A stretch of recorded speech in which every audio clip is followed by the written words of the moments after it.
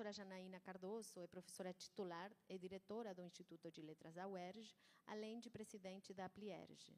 Possui graduação, mestrado e doutorado em Letras pela Universidade Federal Fluminense, especialização em Administração Escolar e diploma pela Universidade de Cambridge.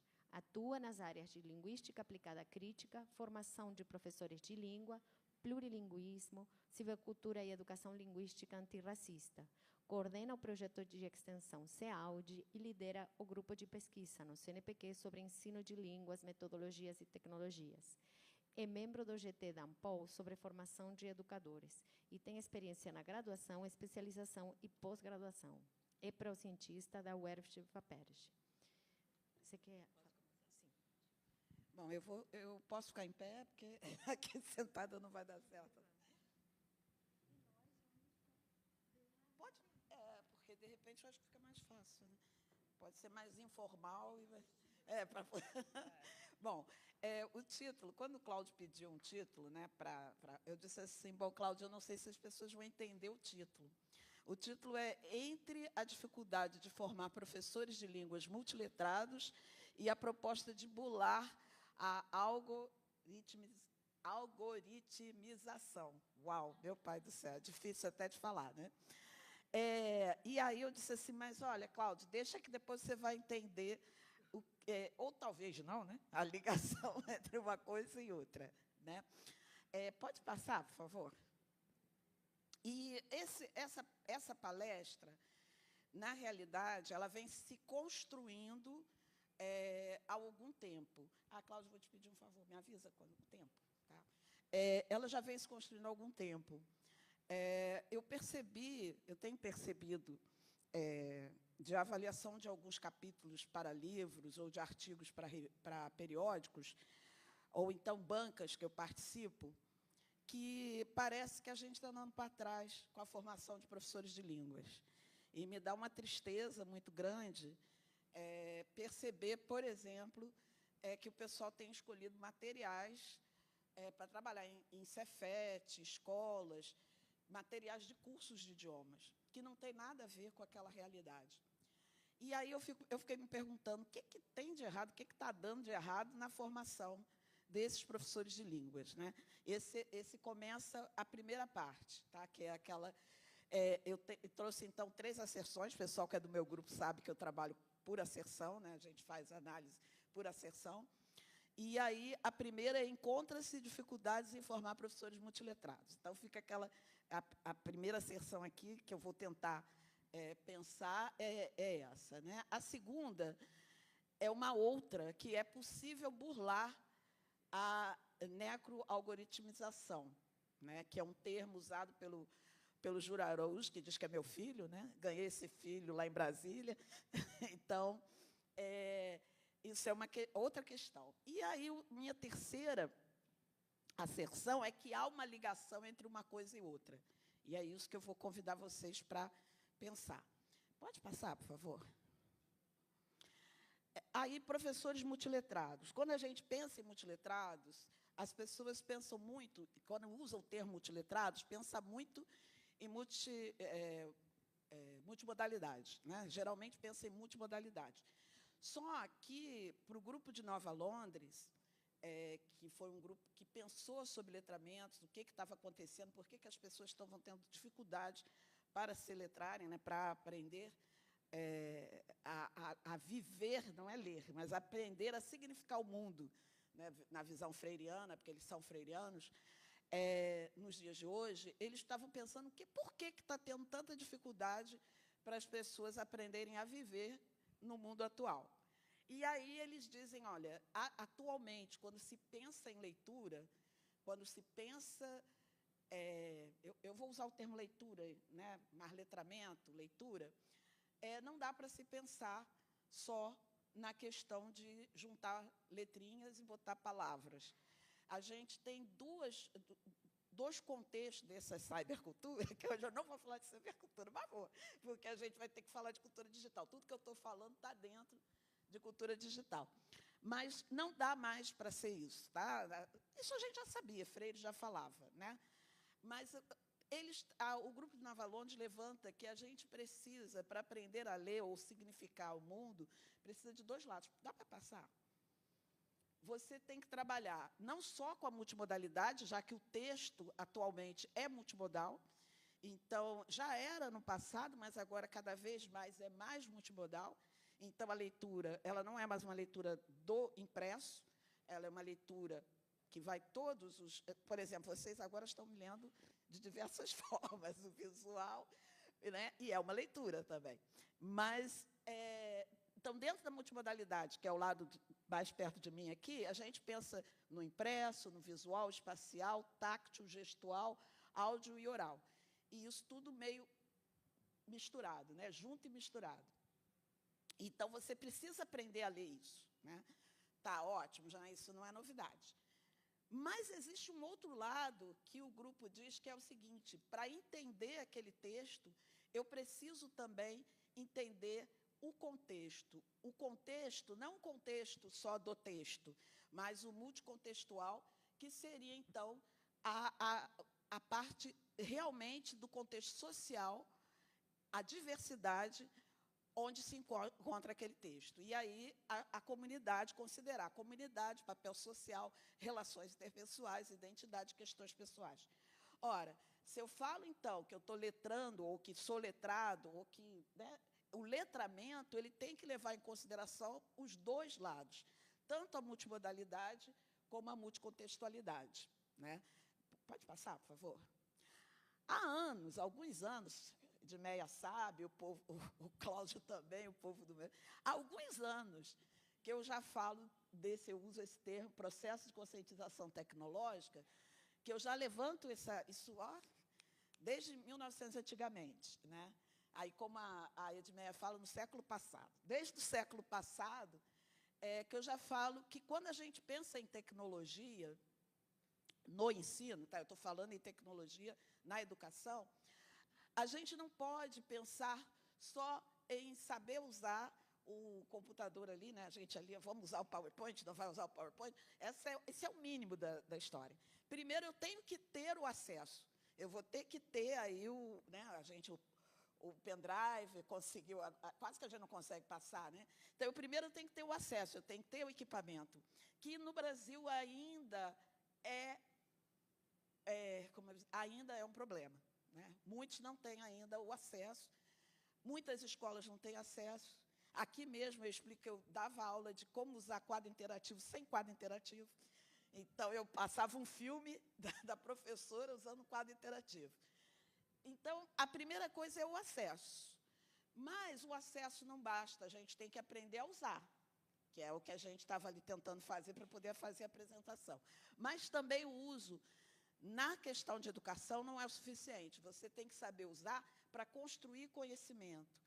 E esse construir o conhecimento, muitas vezes a gente diz, essa geração mais nova, todo mundo sabe usar. Não, sabe usar o computador. Agora, eu não sei se sabe usar para construir conhecimento de uma forma, e aí é que vai o lance mais, né, criativa e crítica. E aí a questão, aí Patrícia sabe bem, né, que a gente se bate com essa coisa do crítico, que é muito difícil. E é esse ponto, esse crítico, que tem a ver com a multicontextualidade, que tem a ver de perceber o contexto social. Pode passar. Então, se eu quero, a dificuldade que eu tenho percebido é a seguinte: dificuldade com o desenvolvimento de um letramento digital.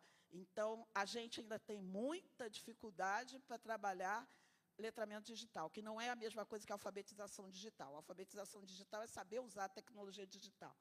Letramento digital é mais do que isso, é viver com aquela tecnologia, viver bem, né? E ainda mais desenvolver de forma crítica, letramento digital crítico. Falta de criticidade para perceber as realidades dos alunos, né, e as especificidades, as singularidades dos alunos, que eu acho que é essa questão do material didático que eu estou falando para vocês. Quer dizer, isso em várias partes do Brasil, porque eu leio muitos textos de colegas de diversas partes, utilizando material que não é o material próprio para a escola, que não é o material próprio para o ensino médio, como o material. Isso é falta de criticidade, falta de perceber a realidade do aluno. E crenças coloniais permanecem. E aí já começa o casamento de novo, volto para a multicontextualidade, não perceber essa questão, o nativo, né? Quero ter aula com nativo. Todo mundo é nativo, gente. Nós todos aqui somos nativos de algum lugar. Então, assim, mas eu quero ter aula com nativo. Ou, por exemplo, achar que sempre aprender as 4 habilidades é essencial. Ou outras crenças relacionadas a línguas que nós temos, né, e que a gente precisa rever. E também o contrário, não desenvolver crenças decoloniais com os alunos, ou seja, não trabalhar com certos tópicos, que é o que eu vou falar agora. Pode passar, obrigada. Então, o resultado da falta de criticidade, professores de escolas da educação básica, em especial do ensino médio, adotando materiais que foram elaborados para cursos de idiomas, adoção de materiais globais e que não consideram as realidades locais, que contribuem para o apagamento de certos grupos, né, principalmente dos grupos sociais, que é o que é raça, etnia, a questão da sexualidade, gênero, é isso que eu venho no outro. Alguns temas continuam não sendo abordados, que é isso que eu acabei de falar, e não está havendo necessariamente, né, a gente ainda está tendo muita dificuldade para implementar as leis 10.639 de 2003, que já está fazendo mais de 20 anos, né, e a de 11.645 de 2008. A primeira é a obrigatoriedade de se trabalhar história africana e afro-brasileira no currículo da educação básica, e a segunda, além da história africana, cultura e história africana e afro-brasileira, também entra as indígenas, né?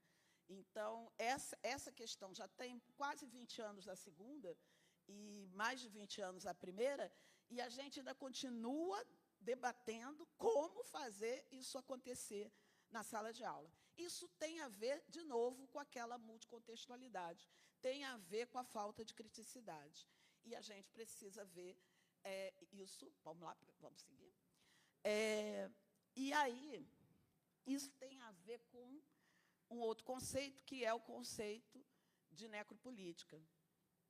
As coisas estão interligadas.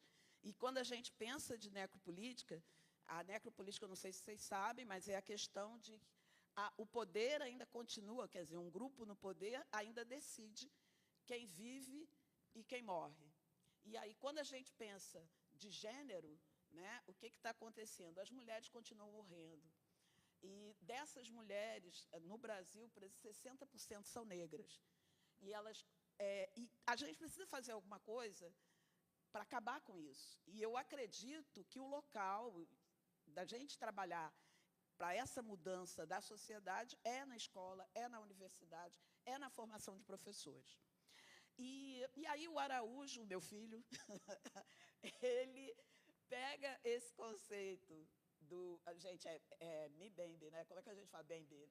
Mbembe, né? Ele pega o conceito de necropolítica e traz também, passa a falar da necroalgoritmização, que é exatamente escolher quem morre ou quem fica, quem é excluído ou quem é incluído pelo algoritmo, né? Lembrando sempre, a gente teve uma grande discussão lá em Brasília, lembrando sempre que o algoritmo também tem a ver com quem consulta. Então, lembrem-se disso. Existe a programação, que é uma programação viciada, ou seja, é uma programação para não aparecer certos grupos, para excluir certos grupos, né?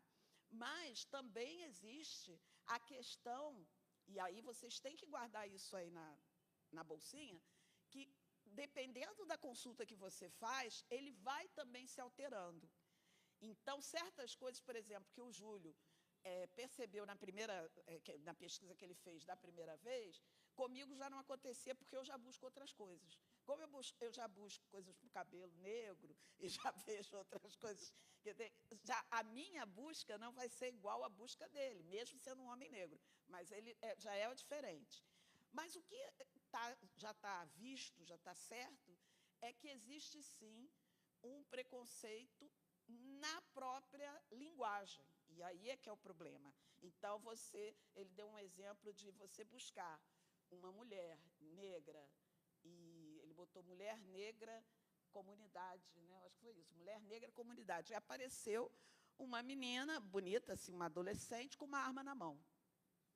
Então, aí ele fala, o que será que tem nesse algoritmo para ligar logo com uma arma na mão? Né? Pode passar.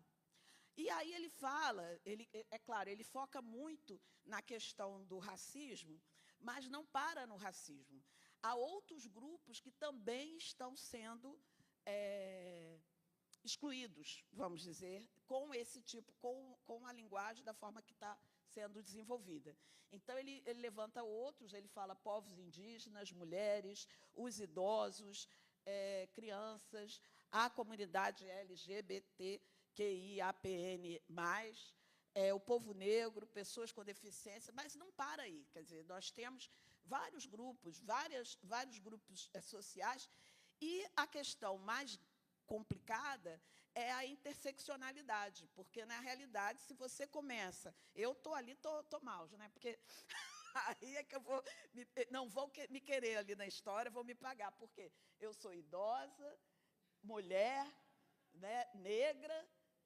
Bom, aí paro aí. Mas, assim, a minha sobrinha é deficiente, negra, mulher e jovem, né? Então, o que acontece? Aí vai dizer, poxa, mas o que vai dar nisso? Como é que a gente fala dessa morte? O que é essa morte? Por exemplo, eles utilizam, eu não sei se eu botei, deixa eu ver se eu coloquei, não, eu acho que eu não coloquei, volta um instantinho, então. Por exemplo, você vai quer comprar uma casa, eu tenho menos chances de conseguir comprar a casa do que uma colega branca. Né? Nos Estados Unidos, os latinos eles têm menos chances de conseguir um empréstimo do que os não latinos. Mas, se for latino e negro, tem menos chances ainda. Então, o que acontece? E a prisão, o reconhecimento facial? Né? Um homem negro, né? Felipe lembra lá também da palestra, né? Um homem negro aqui, em geral, o reconhecimento facial já é problemático. Eu não sei nem se vai chegar na parte do reconhecimento, mas se entrar no sistema também vai ser um sistema viciado, né? Pensando naquele homem negro com a arminha na mão. Né? Então, os dados, a forma de ver, pode fazer muita diferença para arrumar um emprego, por exemplo. Atualmente, os empregos geralmente são pelas redes sociais. Então, também vão ter menos chance de conseguir um emprego. Isso é matar a pessoa, né, socialmente dizendo. Pode passar o próximo? Então, o Júlio fala, né, no contexto do rápido avanço da inteligência artificial, o ser humano se vê ainda mais vulnerável à instrumentalização de arbitrariedade da necropolítica.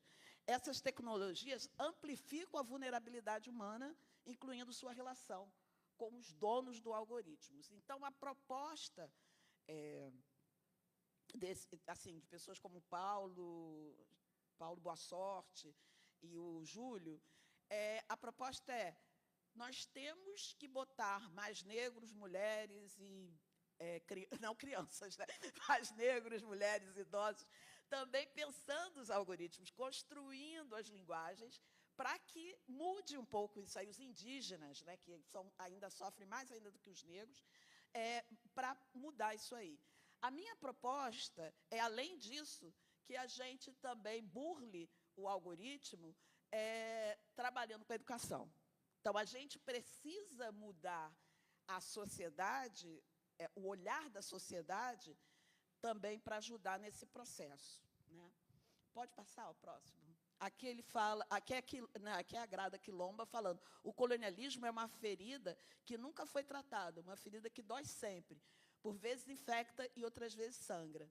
Eu estava agora no Acre e eu tive que ouvir um colega professor universitário, falar, Ai, é um tal do pessoal ficar falando de decolonialidade, decolonialidade. Ai, acho isso um saco, agora é moda. Aí eu disse assim, poxa, que bom que é moda, né? Há quantos anos que a gente está, como moda, sofrer no corpo negro ou no corpo feminino. Então, que bom que agora, né? Aí e ele falou sobre queer para cá, queer para lá. E aí eu disse assim, poxa, né? Que bom que virou moda. Mas o que acontece? As pessoas, ao invés de perceberem que a gente está no movimento de gritar dessa ferida, acham que não quer mimimi, como falou a motorista de Uber hoje para mim. Ah, é mimimi. Que alienação... Ah, bom, aí ela está falando, né, que a alienação serve-se forçada a identificar-se com os heróis que aparecem brancos e rejeitar os inimigos, que aparecem como negros. Então, essa visão sempre do herói é branco e do inimigo é negro. Pode passar? E aí, o que isso tem a ver com a educação linguística? Né? Tudo. Né? Então, isso é tudo. E eu preciso falar, eu estou quase me aposentando, então eu preciso falar, eu me lembro do Marco Silva falando. O Marco Silva falou que não ia dar mais aula na pós-graduação, porque ele precisava formar professores. Né? Eu estou sentindo essa angústia, porque, gente, eu preciso formar professores que sejam contra isso tudo aí. E é pouco tempo. Eu só tenho 2 anos. Então, vou ficar falando. A Aparecida de Jesus Ferreira está falando isso. Ela está fazendo curso online, fazendo de tudo. Por quê? Ela diz assim, a gente precisa aproveitar esse espaço que a gente tem para ver se a gente, pelo menos, contribui um pouquinho mais, está legal, para essa modificação. Aí, eu vou explicar para vocês como entra o algoritmo. Alguém aqui trabalha com ensino de inglês? Tem alguém aqui de inglês? Serve outras línguas também, mas vamos pensar no inglês. Porque o meu foi inglês, mas serve para outras línguas.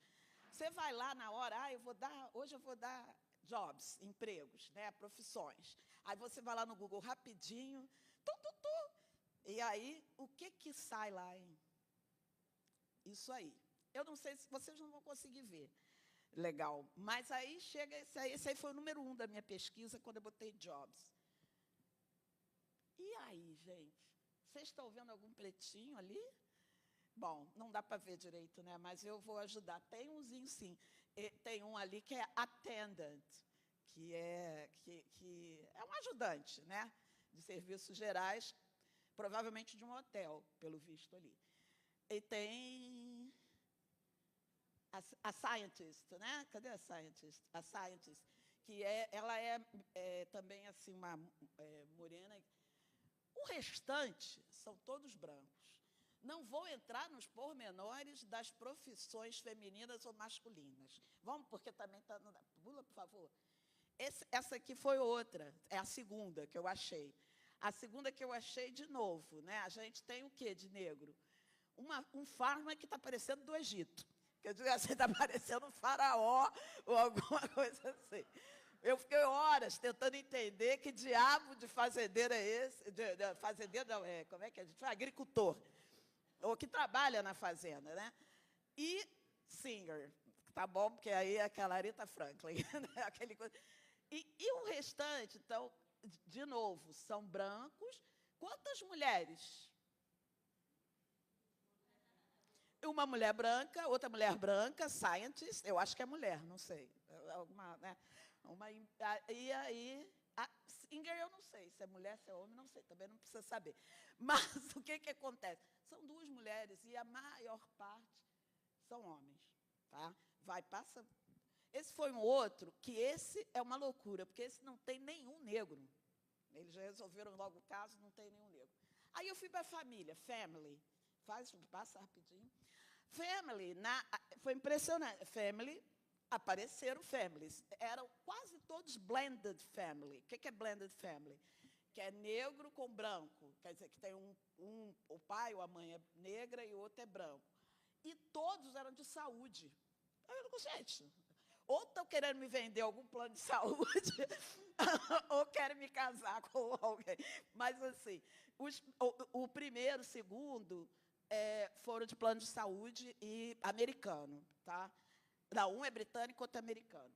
E o terceiro, olha só a família terceira, também toda branca, e aquela família, todas elas, é aquela família que a gente chama, o pessoal mais novo não sei se sabe, mais de Doriana, né? Que é de margarina, né? Que é aquela família, todo mundo sorridente. Não sei para quem precisa de plano de saúde, porque devem estar todos muito bem. Mas aí vai mais adiante. Olha esse aqui, gente, que eu botei, então, different kinds of family. Agora, vamos trabalhar também a questão maior sobre a visão da sexualidade também e da opção sexual. O que acontece? Todas essas famílias são aquelas famílias papai, mamãe e crianças. E todas são brancas. Pode passar. Eu consegui uma família, depois, mais adiante, lá pela a quarta família, demonstrava pelo menos uma família que tinha só uma mãe, só um pai, 2 pais, 2 mulheres com uma filha, e essa que eu queria entender que tivesse com mais frequência. E aí, eu digo, o que eu posso fazer e como que a gente pode fazer? Quanto que eu tenho, meu filho? 2 minutos? 5,5? Então, o que a gente pode fazer? Então, a proposta é o letramento racial crítico. Aí, gente, a tecnologia, nem sempre os problemas que a gente tem com a tecnologia vão ser resolvidos com tecnologia digital. Às vezes, a gente pode usar a tecnologia ancestral. Então, eu acho que uma das coisas que a gente precisa é pensar nisso. A gente precisa pensar como que eu vou poder burlar esse algoritmo. Primeiro, na sociedade. Então, eu tenho que mudar a forma de ver. Uma das coisas é o letramento de letramento racial crítico, que é ouvir as histórias dos alunos, ouvir as angústias dos alunos e tentar construir, colaborar para uma construção de uma sociedade mais justa. Eu vi no Google um livro sobre All About Families, e que aí, sim, tinham vários tipos de família, inclusive com religiões diferentes, né? Tem muçulmano, tem outros formatos de família, outras cores. Né? Eu acho que é pensar, pode passar, trabalhar pela implementação das leis 10.639 e 11.635, é essencial que os professores pensem nisso, e não precisa ser negro para falar sobre racismo, né, negro, e não precisa ser indígena para falar sobre racismo em relação ao apagamento dos povos indígenas. Não precisa ser gay para falar sobre o preconceito em relação às escolhas... Ai, meu Deus do céu, esqueci agora. As escolhas... As orientações. Então, a gente precisa, assim, não precisa ser mulher para falar, discutir questões de gênero. Tá? A gente precisa falar sobre isso. A gente precisa desenvolver uma educação linguística antirracista, segundo eu não vou falar sobre isso agora, mas é isso que a gente está falando aqui, né? Ensinar as crianças com outro olhar, utilizar a tecnologia também para pensar essa modificação, usar esses exemplos, como eu dei, por exemplo, até com os próprios alunos, para mostrar que isso acontece, usar livros com opções diversas. Então, esse aqui são 3 exemplos de diversidade. O primeiro é com refugiados, All Are Welcome, e tem os outros sobre diversidade. Eu trouxe, aqui tem vários, depois vocês podem olhar no intervalo, indígenas, e, inclusive, um sobre Iemanjá, meu nome, Janaína, é Iemanjá. A Iemanjá é em inglês, dá para eu dar uma aula legal, né? Pode passar. Eu botei em inglês, gente, mas tem em português. Aqui, a Aparecida de Jesus, que tem as bonecas negras de Lara. Por sinal, eu conheci a Aparecida lá na educação, há alguns anos atrás. E o meu Crespo de Rainha, da Bell Hooks, tem tanto em inglês, né, como em português. Tá? Então, agora a gente tem material. Utilizem esse material. Trabalhem com as bonecas negras de Lara. As bonecas negras de Lara tem também online. Então, pode usar online e tem trabalho. Aí, eu estou quase terminando, tá? Para tanto, é essencial promover uma educação midiática, robusta, expandir os letramentos midiáticos e algorítmicos de forma crítica, assegurando a diversidade das equipes de desenvolvimento de IA. Nesse sentido, o hacking como militância, como propõe Garcia Canglini, é uma ferramenta poderosa para desafiar e transformar as estruturas digitais que modernizam a opressão por meio de sistemas algorítmicos. E aí é essa questão que eu queria apresentar. Esse encontro, antes de falar do... Próximo. Aí eu queria falar do projeto, cadê? Da Alejandra. O projeto da Alejandra está já burlando o algoritmo. Eu fui uma das primeiras, né, dos verbetes de pesquisadoras latino-americanas que eles colocaram na Wikipedia. Eu acho isso, assim, maravilhoso, não por ter sido eu, mas, assim, deu um trabalhão para o Cláudio conseguir desenvolver o verbete. Mas a gente precisa, sim, eu acho que isso é uma questão de burlar, a gente precisa aparecer mais nas redes sociais. Quanto mais se aparecer, mais vai alterando aquela busca, porque a inteligência artificial é isso. Então, a gente precisa encher de informações outras para que a gente domine, que a gente burle o algoritmo. Pode passar. Esse aqui foi um trabalho que a gente fez aí de palestras, né, sobre educação básica antirracista, que agora está virando um MOOCamp, um curso online. Pode passar, pode passar. A gente vai ter o evento do Implicit também, eu já faço plim-plim, que vai ter também discussão sobre isso, pode passar. E aqui, o evento de hoje é tudo, é exatamente isso que se espera. Pode passar o outro. E aí, então, voltando às asserções iniciais, com certeza, eu tenho encontrado, sim, encontrado dificuldade de formar professores multiletrados, principalmente na questão social. Mas eu acho que é possível a gente construir a partir do momento que a gente discute essas questões com esses futuros professores. E a gente precisa incentivá-los a também trabalhar nas suas salas de aula com essas questões. Então, a questão social ela pode vir também da tecnologia, a tecnologia dos ancestrais ou a tecnologia digital, e aí o final, é claro, que há uma ligação entre isso aí. Tá? Pode passar rapidinho. Esse eu não vou passar, gente. Não. Posso passar só um pedacinho e para, tá? É o hino nacional, mas pode tocar o hino nacional. Só um pouquinho a gente para. Volta. Não, volta. E aí toca só um pouquinho. Só para vocês verem a proposta.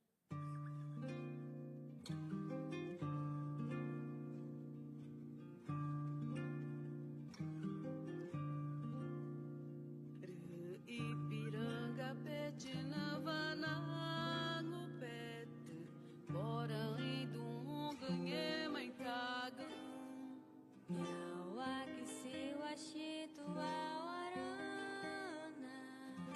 Tana eu no... Bom, já deu para perceber, né? É o hino nacional em diversas línguas indígenas, né? Então, com essas ações que eu acho que a gente pode burlar algoritmos em relação, pelo menos, a racismo e contra, né, e conseguir o feminismo, né, e discutir outros temas como esse, tá bom? Obrigada.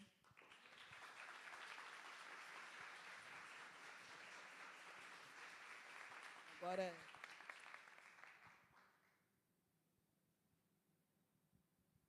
muito obrigada. Bom, guardem suas perguntas, seus comentários, depois dessa incrível palestra, que depois teremos tempo para a reação do público.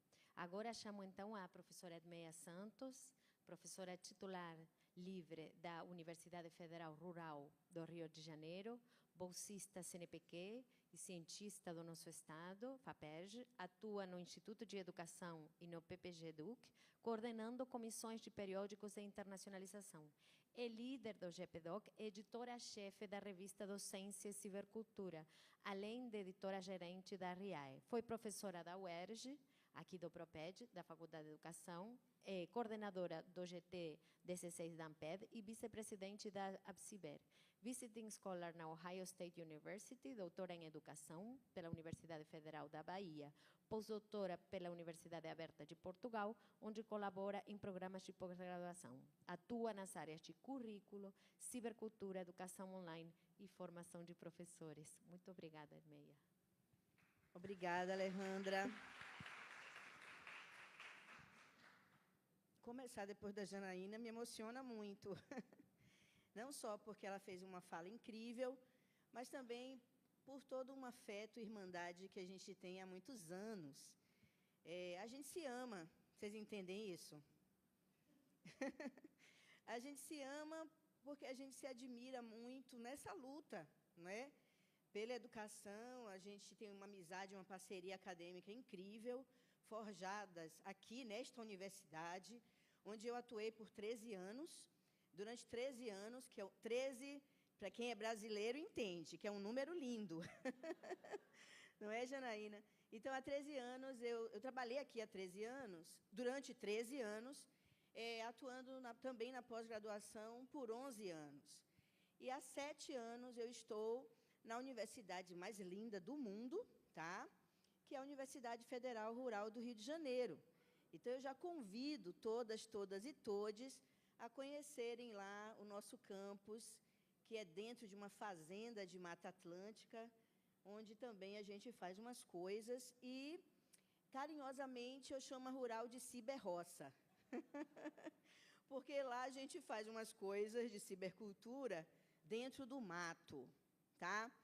Bom, quando a Alejandra, a quem eu agradeço muito esse convite, né? A Alejandra, eu a conheci há um pouco menos tempo, mas também tenho uma admiração incrível. Então, quando a Alejandra me convida para esse evento, eu achei que era Humanidades Digitais 2. E aí, quando eu vejo o título, Júlia, Paola, eu fiquei super encantada com o tecnofeminismo, e aí me dando conta de que não é só um evento, é um encontro de uma rede latino-americana. Então, obrigada, né, por estar aqui. Eu tenho, gente, diferentes trabalhos em cibercultura ligadas à interseccionalidade. Dentre eles, uma discussão também já intensa, que venho desenvolvendo com o grupo de pesquisa Docência e Cibercultura. Esse miolo aqui, ó, é o GPDoc. Pode levantar a mão, Ágata. Ágata é orientanda da Joyce, uma querida parceira nossa na Rural, mas a gente põe você dentro do grupo, tá bom? O Wallace Almeida, vice-coordenador do GPDoc, aluno desta casa, não é, Janaína? Graduando e mestrando aqui da UERJ. Janaína foi da banca dele, inclusive, do mestrado. Então, vocês já perceberam que eu estou em casa, né? Bom, o que trazer para esse evento, uma vez que esse evento é ciberfeminista, tecnofeminista, mas eu não quis fazer uma fala específica de inteligência artificial, porque quando eu vi os temas da Janaína e da Aparecida, eu quis ser um pouco mais letras. Tá bom? Mas eu vou convidar vocês agora a entrarem comigo numa storytelling que eu vou contar. Então, por que escolarização aberta, ciberfeminismo e mais, não é, e melhores web currículos online? A gente entende que a pesquisa em educação na cibercultura, ela deve sempre partir dos dilemas. Janaína trouxe vários dilemas docentes, dilemas dessa mulher negra, primeira diretora num curso de letras, que essencialmente é branco e, às vezes, de direita, não é? Então, ser uma mulher negra num lugar dominado por brancos, e aí a gente não está falando de cor de pele, não é? A gente está falando de branquitude, que é muito além da cor da pele, não é? Então, todos nós que pesquisamos em contextos de docência, começamos pelos nossos próprios dilemas. Então, penso eu aqui, Janaína, em contextos diferentes, mais próximos. Você diz que vai aposentar daqui a 2 anos. Janaína é mentirosa. Tá? Mas vamos pensar na estrada dessa mulher, com todo o seu coletivo, já nessa perspectiva, há anos fazendo multiletramentos raciais críticos, se dando conta de que os manuais dos cursinhos de inglês estão invadindo as escolas. Dá uma agonia, porque nós que trabalhamos com cibercultura e não com tecnologia aplicada, também temos esse cansaço, tá? Mas a gente forma pessoas, sementes estão aqui, né, se multiplicando em diferentes redes educativas. Mas é o dilema, gente, é sempre aquilo que tira o nosso sono, é aquilo que angustia. Todos nós vamos para a pesquisa, seja pesquisa didática na sala de aula, em qualquer rede educativa, seja a pesquisa stricto sensu. Nenhuma pergunta emerge do nada. As perguntas devem emergir sempre das nossas inquietações e das nossas implicações no mundo, não é? Com o mundo. E, obviamente, que a gente não vai ficar aqui se vitimizando e nem recalcando com dilema. Dilema é para colocar a gente para frente, para fazer a pesquisa. E quem dá as respostas para as nossas perguntas são sempre os etnométodos. Então, eu sempre costumo dizer, inspirado em Alain Coulon, que quem pesquisa deve ir ao encontro dos etnométodos. Etno, povo, cultura, método, jeito próprio de fazer. E são jeitos próprios de fazer que nos interessam, não é? E, com isso, nós inventamos dispositivos. Jacques Adorno, Paris 8, nos ensinou que dispositivo são todos os meios materiais e ou intelectuais que nós, pesquisadores, acionamos para ir ao encontro do conhecimento. Então, quando Janaína vai buscar outras narrativas, outros materiais, outros artefatos curriculares que tenham mais sentido para as suas implicações éticas, estéticas e políticas, isso é um dispositivo. Então, quando ela dá aquela gulgada, ela encontra o dilema. Mas, quando ela vai atrás e encontra um livro da Bell Hooks, ela encontrou um etnométodo, né? E é isso, sobre isso. E, obviamente, que pesquisar é inventar metodologias. Mas, para a gente inventar metodologias, é preciso que a gente entenda que quem nos ensina é o mundo. E, muitas vezes, é no mundo e na cultura que as ideias para os dispositivos aparecem. E é agora que eu vou começar a contar uma história. Pode avançar? Bom, já começo dizendo de que lugar a gente está chamando ou falando sobre ciberfeminismo. Sem muitas delongas e revisões de literatura, não é, Marcele? Marcele aqui, ó, pesquisadora da casa, orientanda do Dilton, um grande parceiro, trabalha com ciberfeminismo. Eu tenho a Nanda aqui, Fernanda Monzato, que também está atualizando tudo isso. O ciberfeminismo está no lugar daquilo que a literatura chama de quarta onda, que é quando a internet e os meios digitais fazem com que todas as mulheres e os aliados e as aliades do planeta se encontrem através das mídias digitais, dando visibilidade e forjando dispositivos nas redes, articulando os territórios físicos das escolas, universidades, movimentos sociais, comunidades tradicionais, povos originários, com o potencial das redes digitais. Então, durante a pandemia de Covid-19, eu e o meu grupo de pesquisa, a gente adentrou diferentes redes, mapeando no Brasil dispositivos, ou seja, aquelas inteligências pedagógicas mediadas pelo digital, de mulheres, todas elas, tá? A gente, inclusive, junto com o Sarior, que a gente forja a noção de trans-ciberfeminismo, está circulando aí uns livros digitais, presente para vocês. Esses livros, gente, eles são multiplicáveis. Então, você baixa os dois gratuitamente em seus dispositivos e passa esse livro de presente para outra pessoa. Então, durante a pandemia, eu fiz uma pesquisa bastante intensa e densa, e dentre artigos em periódicos, a gente fez 2 livros.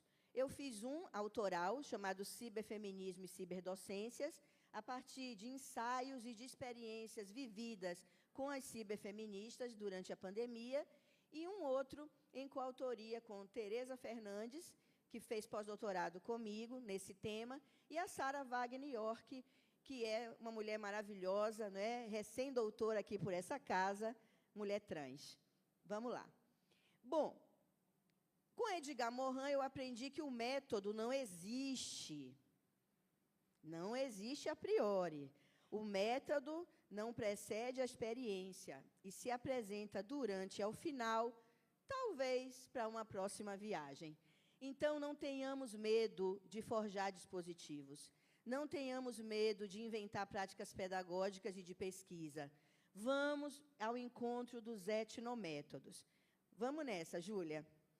Bom, quando a pandemia acabou, a primeira coisa que a gente queria era ir para o bar e abraçar os amigos. Estou eu lá em Salvador, Janaína, com 2 amigos, um, inclusive, da música, né?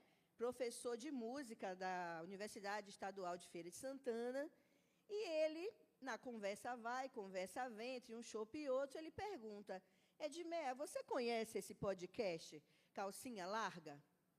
E eu disse, não. E ele, mas como assim? Que feminista é essa?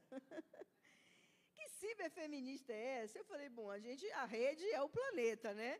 Imagina querer que a gente conheça o planeta. E aí ele me apresentou esse podcast, eu adorei, e entendi que era o seguinte, 3 mulheres de São Paulo, 40 mais, criaram esse podcast para falar sobre maternidade no 40 mais. Só que a coisa foi se ampliando, e elas começaram a conversar com outras mulheres. Todas as mulheres coloridas, com diferentes opções de vida, formação, sexualidades. E era um podcast que eu comecei a ouvir, aí eu comecei a ouvir pela conversa com a Djamila, né? E aí fui vendo outros e outros, e aí, no roteiro do podcast, tinha dica de filme e dica de livro. E pela resenha que a Tati Bernardi, que é uma dessas mulheres, fez do livro Lugar, a resenha me chamou. Me chamou porque, em poucas palavras, esse livro da Annie Ernaux é autobiografia. A Annie Ernaux, ela não fala de biografia ou autobiografia.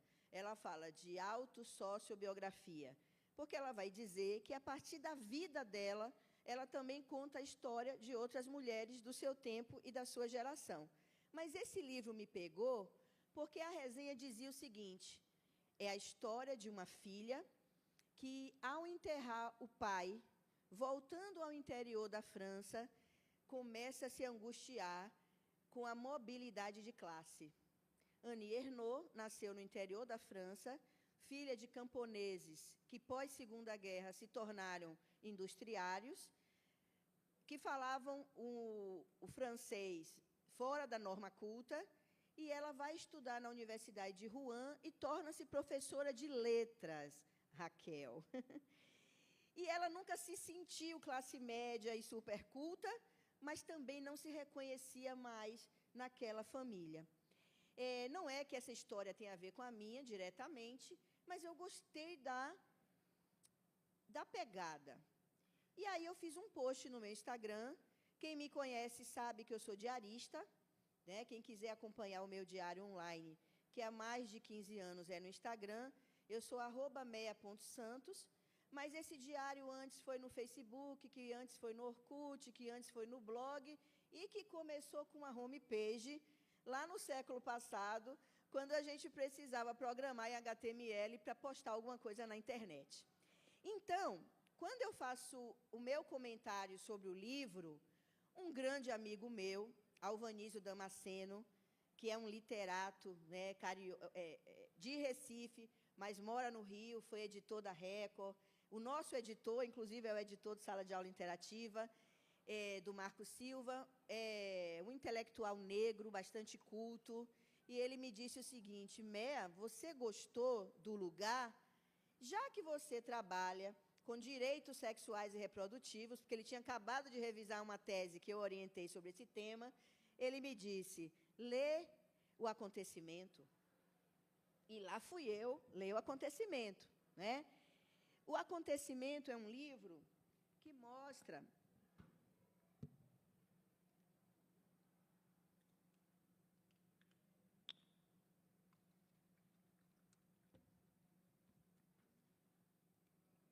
que conta, na verdade, um aborto que a Annie Ernaux fez quando ela tinha 20 anos, tinha acabado de entrar na universidade, e ela quase morreu. Ela narra esse aborto.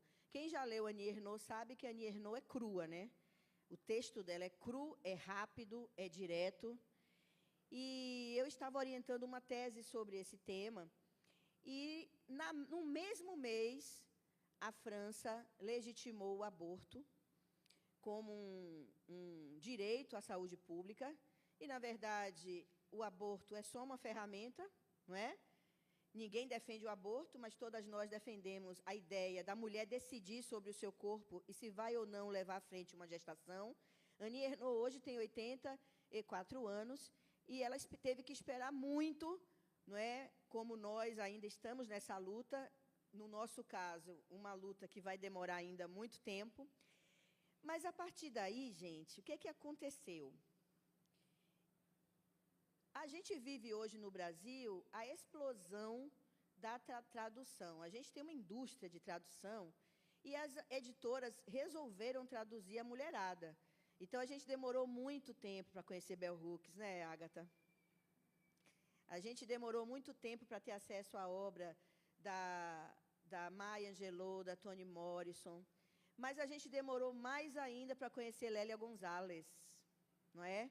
A gente demorou muito para conhecer Beatriz Nascimento.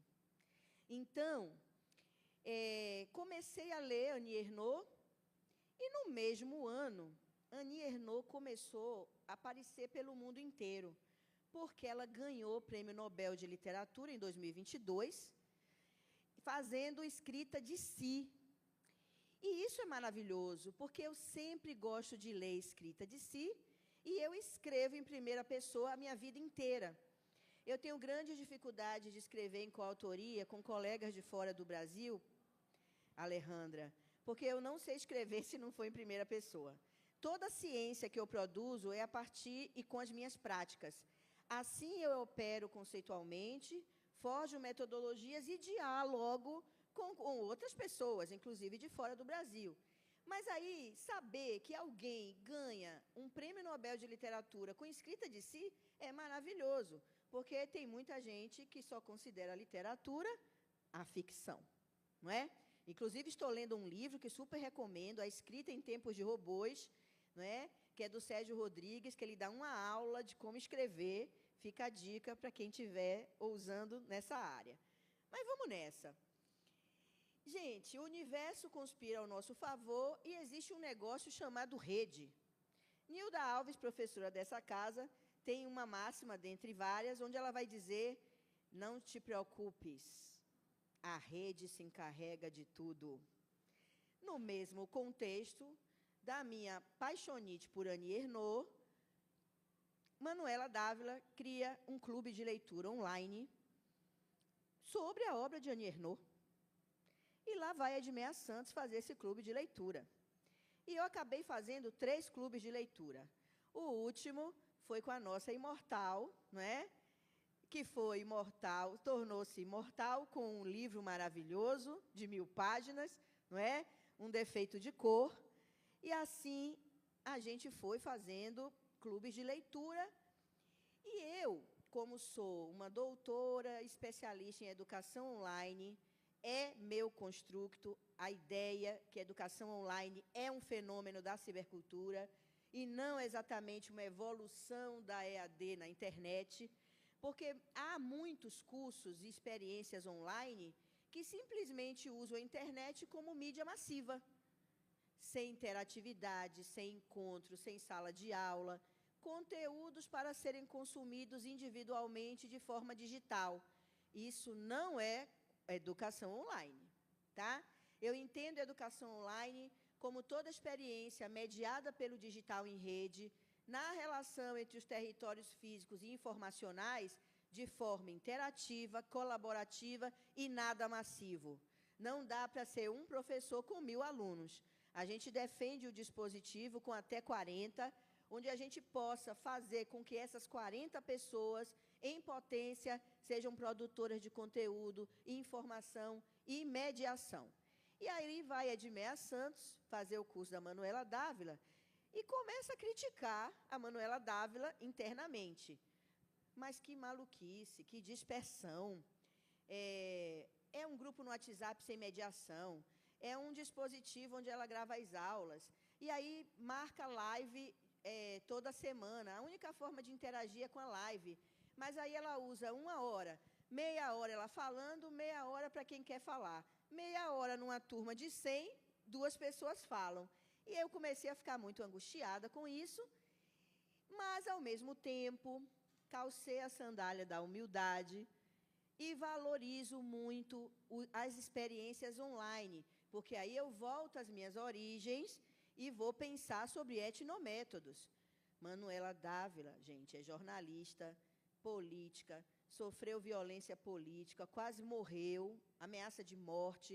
Ao contrário da Débora Diniz e do Jean Willis, ela ficou, sai da política e cria umas coisas para forjar outras, então vamos nessa. Bom, o tempo passa, lá vou eu para a Flip de Paraty. Quem estava lá? Annie Ernaux, foi a homenageada daquele ano.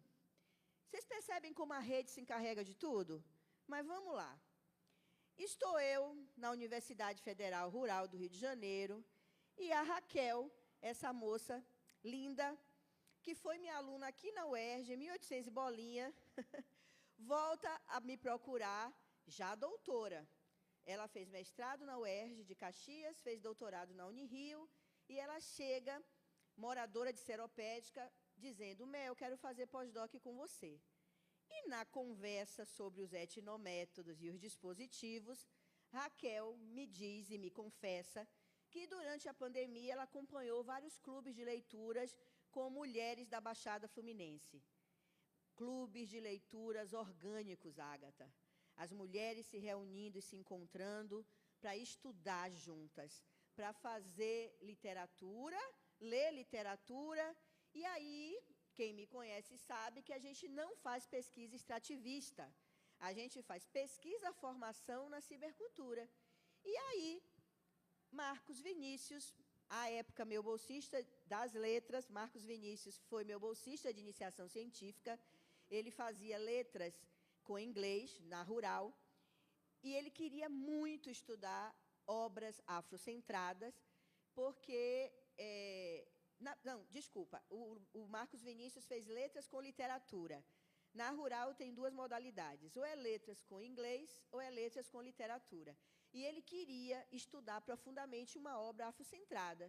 E aí a gente resolveu fazer o nosso primeiro clube de leitura ciberfeminista. E a gente escolheu a nossa maravilhosa Conceição Evaristo. Tá? Então, neste caso, nós fizemos um desenho didático à moda da educação online.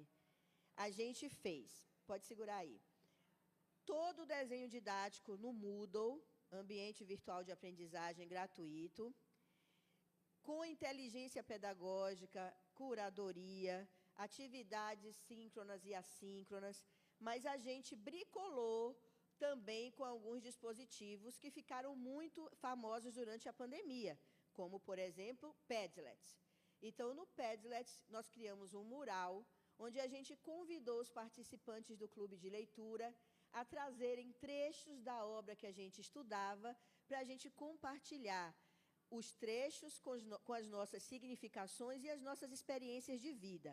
Então, além do ambiente virtual formal da universidade, a gente dialogou e bricolou com interfaces da cultura, como, por exemplo, o WhatsApp também. Só que o nosso WhatsApp tinha mediação docente, minha, da Raquel e do Marcos Vinícius. Tá? Bom, nesse desenho didático híbrido interativo, nós fazíamos os encontros síncronos, usando plataformas digitais, utilizamos várias, RNP, que inicialmente era nossa, depois migramos para o Zoom. E nesse encontro, a obra da Conceição foi um encontro de vida, de cura. Cada vez mais, a noção de cuidado, autocuidado e cura tem aparecido, Janaína, em nossos dispositivos, em nossas aulas, tanto na graduação, na extensão e também na pós-graduação estrito sensu. A gente tem acionado dispositivos que provocam densidade na conversa acadêmica, mas que a gente se sinta entre nós, abraçados, onde cada um em potência é uma mediação de cura para todo mundo. Porque eu recebo, gente, no meu grupo de pesquisa, pessoas que vêm com dores muito fortes, provocadas por esse mundo cão, mas também por sadismos acadêmicos, por orientadores e orientadoras racistas, fascistas, transfóbicas, e isso causa feridas profundas, fazendo com que pessoas geniais não consigam, muitas vezes, falar ou escrever suas obras-primas. Então, dispositivos que acionem nossas vozes, nossas escritas, nossas linguagens corporais, visuais, imagéticas. Então, nesse sentido, a gente está mediando situações variadas. Bem, no caso do Clube de Leitura da Conceição, nós fizemos um desenho didático, desculpa aí a visualização, mas a gente não trabalhou os contos de forma linear. Nós organizamos os contos por temáticas. Temáticas das infâncias, das mulheres solo, das mulheres com seus... das mulheres negras, com todas as suas imagens de controle, como nos aciona Patricia Hill Collins.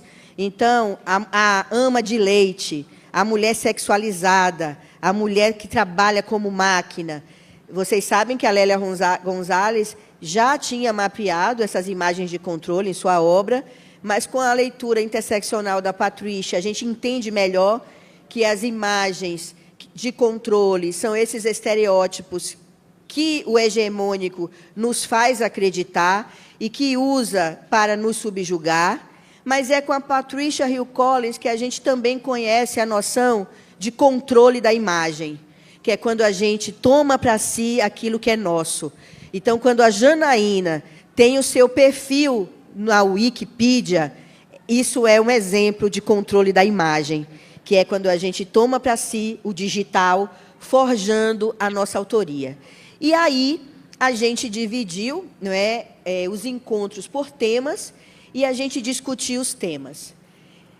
Até o meio do clube, era um grande encontro para a gente se abraçar e chorar nossas dores. A gente foi percebendo, gente, que muitas vezes o racismo e as colonialidades se materializam. Eu sou baiana, de Salvador, filha de um homem preto do sul, de uma mulher branca do sertão. Eu chego nessa universidade com 34 anos, já doutora, o que para Nordeste é grande coisa. Primeiro concurso que eu fiz, eu fui reprovada, e o tema era a minha tese de doutorado. Eu escrevi 12 páginas e liguei para o meu marido, professor dessa casa, e disse: abre o espumante que eu vou ser sua colega. Eu fui reprovada com nota 6. Anos depois, todo mundo foi reprovado nesse concurso. Mas eu não fiquei traumatizada, não. Um ano depois eu fiz, passei em primeiro lugar e acessei aqui. Mas isso podia ter gerado uma ferida enorme. Anos depois, eu soube que a banca fez chacota do meu sotaque, dizendo como ela quer entrar na UERJ, se ela nem sabe falar UERJ, ela fala UERJ. Gente, eu nunca falei UERJ. Tá? Mas eu também já ouvi, em situações de reunião, já doutora, num programa 7, sendo entre as 10 mais produtivas de 40, pessoas me dizendo: Edmeia, fala logo, que você fala muito. Gente, eu falo, porque a minha ancestralidade fala. O povo preto fala, o sertanejo fala. Quanto mais gente, mais eu gosto. Eu falo, eu escrevo. E aí, a gente vai percebendo a xenofobia e os racismos quanto a gente vai se letrando, Janaína.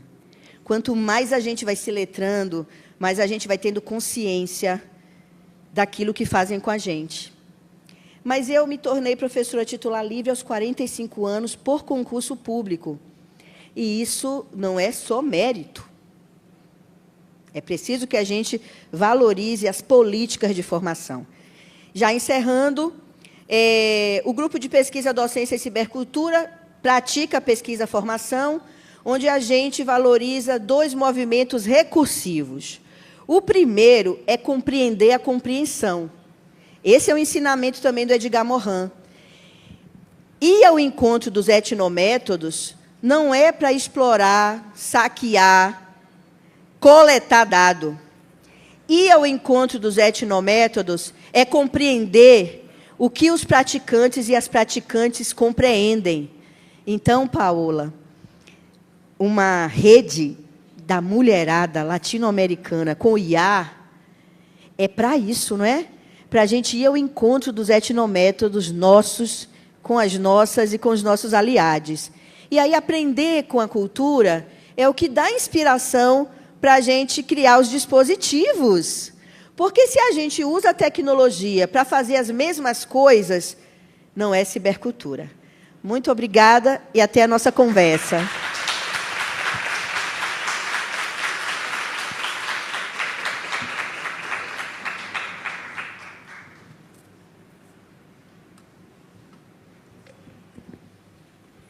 Bom, agradeço. Sim, claro. E para passar a palavra para a maravilhosa Ana Aparecida, o atual clube de leitura é afrofuturista.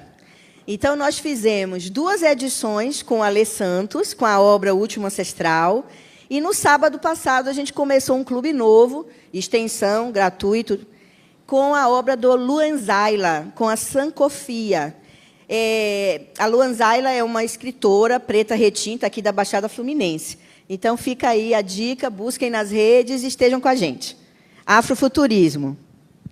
Perfeito, um gancho perfeito, porque senão a gente já está empolgadíssimo com as perguntas, os comentários. Continuem guardando. Chamo, então, a professora Aparecida Salgueiro, que temos o privilégio também de ter aqui hoje. É professora titular da UERJ, pós-doutora pela Universidade de Londres, na Inglaterra, doutora pela Universidade Federal Fluminense, Distinguished Visiting Scholar na University of Houston, dos Estados Unidos, Visiting International Scholar no Dartmouth College, uma das Ivy Leagues nos Estados Unidos, pesquisadora 1D do CNPq, cientista do nosso estado, procientista e líder de grupo de pesquisa nacional. Na UERJ, ela é professora e orientadora de um programa de pós-graduação em letras, coordenadora geral do Escritório Modelo de Tradução, Ana Cristina César. Muito obrigada, Aparecida.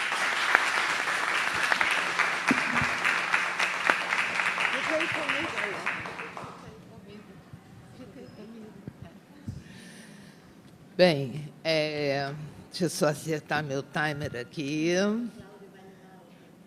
Ok, está ótimo. Mas, de qualquer forma, eu também vou... Mas agradeço ao Cláudio também. Bem, muito bom dia. Espera aí, um minuto só. Isso, ok. É uma alegria estar aqui com vocês. E agradeço muito a Alejandra o convite, o trabalho, a oportunidade de trazer esse grau de pesquisa, de vivência, de escrevivências, enfim, à universidade. Pedi aqui a Alejandra para me fazer companhia à mesa, porque eu estava preparando os slides também, mas acabou que não ficaram muito nítidos no que eu queria passar, então eu vou dialogar com vocês aqui a partir do meu texto, tá? Para não me perder muito no tempo também, porque é um tema imenso. Então, meu tema, como vocês já viram aí no programa, é Afrofuturismo, Literatura e Cultura Negra, em foco escritoras estadunidenses e brasileiras que são, basicamente, as autoras com que eu trabalho, né, já há bastante tempo. Agradeço o apoio do Prociência UERJ, da FAPERJ Científico do Nosso Estado e da Bolsa PQ, do CNPq, para toda essa pesquisa. Então, já agradeci a Alejandra o convite, agradeço ao Cláudio Correia os e-mails, a comunicação constante, buscando fazer do evento nitidamente o melhor possível. Trata-se de um encontro que reflete uma oportunidade rara e significativa para a criação de redes de pesquisa, colaboração e ação com outras pesquisadoras e pesquisadores do campo, em tema importante e urgente no presente e, ao mesmo tempo, inovador. Não é todo dia, não é fácil encontrar um encontro como esse, com esse título, com essa temática, e, ao mesmo tempo, fundamental. Parabenizo, então, a organização, todas as pessoas envolvidas, que já foram citadas no início, e o Laboratório de Humanidades Digitais da UERJ, e desejo sucesso, que, com certeza, terão nesses 2 dias intensos, né? Cumprimento minhas colegas de mesa, Janaína, nossa diretora, Edmeia, e agradeço aí, Alejandra, a mediação também desse trabalho todo. Grata à presença de todos, todas e todes, em especial da minha turma de graduação de Literatura Norte-Americana 3, temos vários aqui, e dos meus bolsistas do laboratório, Karen e Daniel, que sempre estão juntos e participam. Então, vamos lá. O tema que trago hoje, como tantos outros a serem tratados nestes 2 dias, poderia ser abordado ao longo de muitas horas. Acho que um pouco do que Janaína trouxe, do que Edmeia já trouxe também, mostra que o tema é extremamente amplo.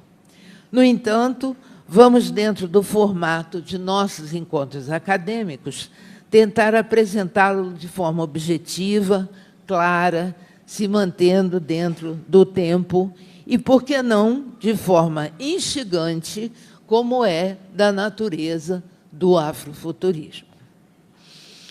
Afrofuturismo é uma estética, é um movimento cultural dentro do que se chama ficção especulativa, que reimagina o futuro a partir de uma perspectiva afrocentrada. Então, não é o pensamento ocidental, é o pensamento afrocentrado, combinando elementos da cultura africana, da ficção científica renovada a partir desse afrocentramento, da fantasia e da tecnologia, para questionar e subverter narrativas hegemônicas e eurocêntricas. Então, é um movimento literário de rupturas, de subversão de narrativas hegemônicas e eurocêntricas.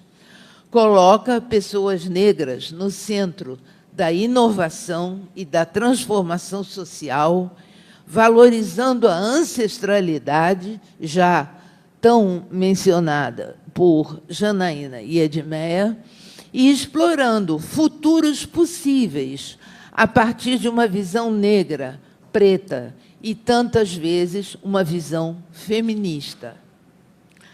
Afrofuturismo e feminismo se conectam ao abordar a interseccionalidade das opressões, com o afrofuturismo oferecendo uma perspectiva de futuro e o feminismo negro fornecendo ferramentas teóricas e um espaço para discutir experiências únicas de mulheres negras. O afrofuturismo propõe cenários futuros em que a ancestralidade negra e a tecnologia se encontram para lutar contra o racismo e o feminismo negro analisa como raça, gênero e classe, já tão explorado por Angela Davis e tantas outras, se entrelaçam para criar desigualdades. Então, como fazer essa ruptura, como fazer essa transformação? Juntos, então, afrofuturismo e feminismo negro questionam a exclusão de pessoas negras, especialmente de mulheres negras, das narrativas do futuro. Então, só pegar uma água aqui. São perspectivas de ruptura dentro da literatura, trazendo novos olhares a partir dessas questões. Acho que já foi. Obrigada, obrigada. A partir dessas questões que já vêm sendo mencionadas.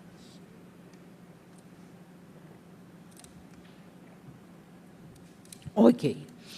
Para focar em um assunto tão denso quanto as escritoras citadas, porque eu coloquei em foco escritoras estadunidenses e brasileiras, só que não seria possível falar de todas que abordam essa temática, né? Então, estou procurando fazer um apanhado aí sobre essa interseção afrofuturismo e feminismo. Quanto às escritoras citadas, falarei mais à frente e brevemente da afro-americana Octavia Butler e da brasileira Lu Ainzala, a que a Edmé acabou de se referir, ambas autoras que lidam em seus textos com o corpo teórico de que aqui falamos. Então, peguei essas duas aí para não me estender muito. Nossas autoras trabalham a decolonização da mente, ou seja, um olhar diverso para o mundo, em torno da ideia de futuro. O afrofuturismo se preocupa bastante com o passado, e essa é uma das razões pelas quais o tempo é tão importante em sua conceituação. Muitas pessoas não têm essa noção muito clara, né, como a palavra futuro aparece no termo, né, mas voltamos à questão ancestral. Tendemos, no mundo ocidental, nosso mundo, a pensar sobre o tempo de forma linear. O passado, no passado, o presente, no presente, e o futuro de forma estanque, como um sonho, uma não realidade. Já os afrofuturistas pensam sobre o tempo a partir de uma base, como já disse, afrocentrada, um tempo de forma espiralar. Presente, passado, futuro dão origem a uma preocupação consistente em recuperar questões, coisas que foram perdidas no passado e trazer essas questões, compreendendo a natureza da perda, para o presente e a construir, a partir dessas reflexões, um futuro melhor. Então, trata-se de,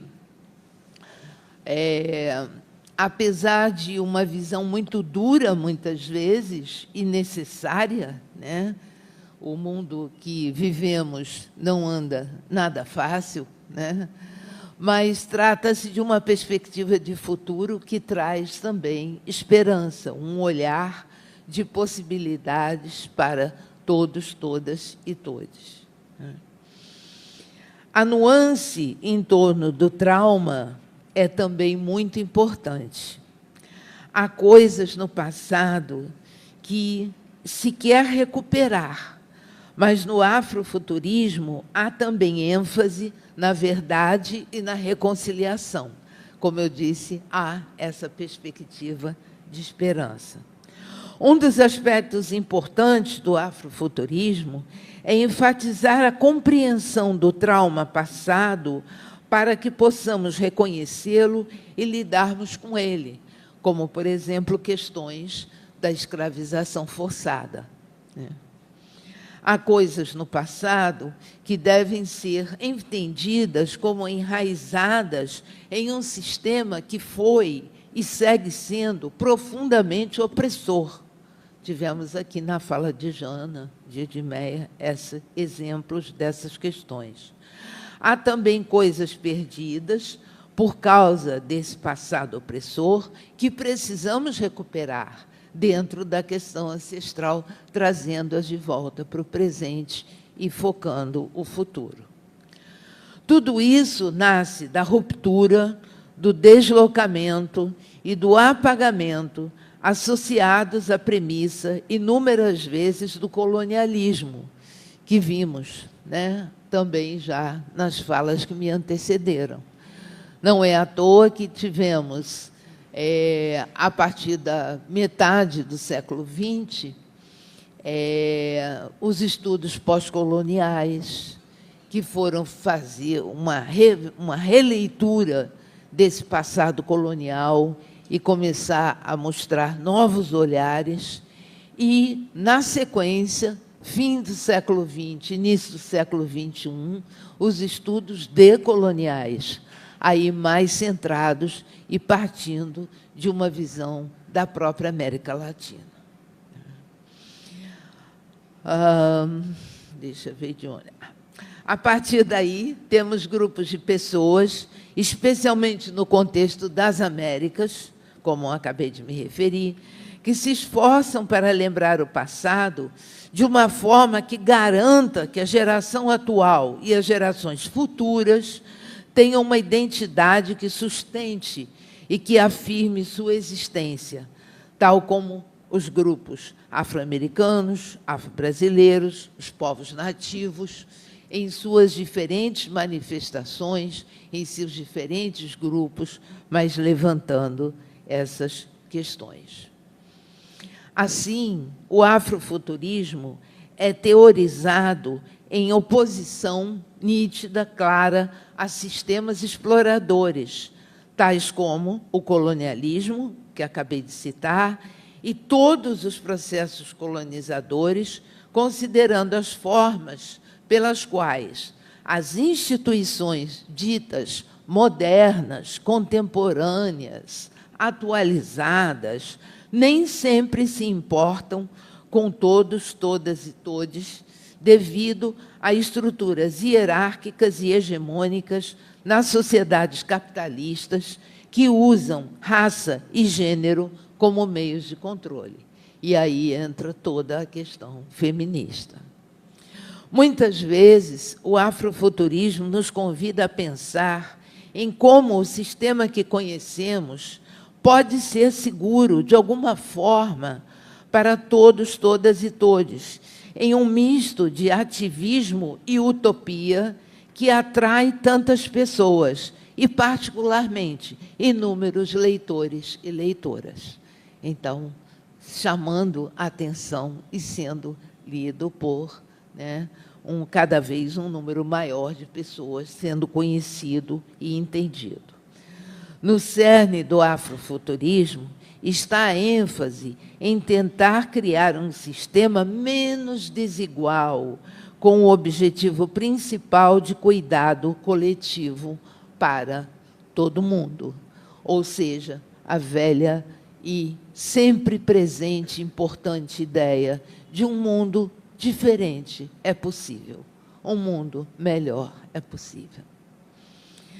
Sob esse enfoque, o afrofuturismo pode ser visto como um movimento cultural, estético, filosófico, artístico, porque há manifestações em todos esses campos que combinam ficção científica em termos gerais e em termos modificados, história, fantasia e tecnologia para explorar a experiência da diáspora africana. Reimagina o passado, o presente e o futuro através de uma lente cultural negra, frequentemente com foco em temas como justiça social, libertação e empoderamento. Nesse sentido, o afrofuturismo inclui, repetimos, literatura, música, cinema, artes visuais. Passando brevemente às escritoras, aqui já na metade aqui do meu tempo, Octavia Butler, ou Octavia Estelle Butler, como foi seu nome de nascença, nasceu em 22 de junho de 1947, faleceu em 24 de fevereiro de 2006 e fez história. É uma das autoras que vem sendo traduzida e que vem gerando vários estudos a respeito da tradução. Uma das obras mais conhecidas dela, provavelmente várias pessoas aqui conheçam, é a obra Kindred, né, que no Brasil teve o título de Laços de Sangue. E é uma potente escritora afro-americana, conhecida como a mãe do afrofuturismo, pois foi pioneira na construção de seus próprios mundos e realidades em um gênero que poderia ser considerado ficção científica, mas em padrões completamente diversos do que tradicionalmente se conhece como, fortalecendo em suas obras as identidades negras. Suas obras não apenas expandiram o conceito e a ficção científica, como também são considerados os primeiros escritos literários do afrofuturismo.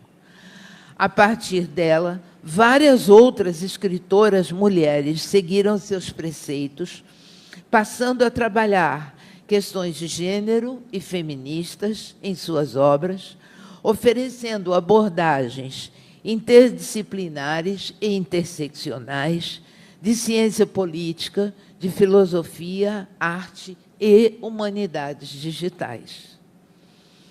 Ao contrário da ficção científica tradicional, que muitas vezes ignora ou transforma em estereótipos pessoas negras, o afrofuturismo coloca a experiência negra como protagonista, tanto em mundos futuristas quanto em realidades imaginárias, trabalhando uma projeção de futuro pela perspectiva negra e, muitas vezes, feminista.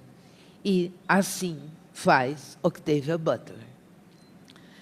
Nessa questão toda da Butler, né, e das traduções que vão surgindo, eu vou citar aqui parte, e com intervenções minhas, do trabalho de nossa orientanda de iniciação científica, Lívia Souza, que apresentou trabalho recente sobre ela, em que ela dizia: Octavia Butler constrói em Kindred, ou Laços de Sangue, um romance que atravessa gêneros e temporalidades, promovendo um diálogo intenso entre história, memória e identidade. A obra narra a experiência de Dana, uma mulher negra do século XX, que, de forma involuntária, é transportada ao passado escravagista dos Estados Unidos. Esse deslocamento temporal obriga a protagonista a confrontar o passado como uma dimensão ainda viva.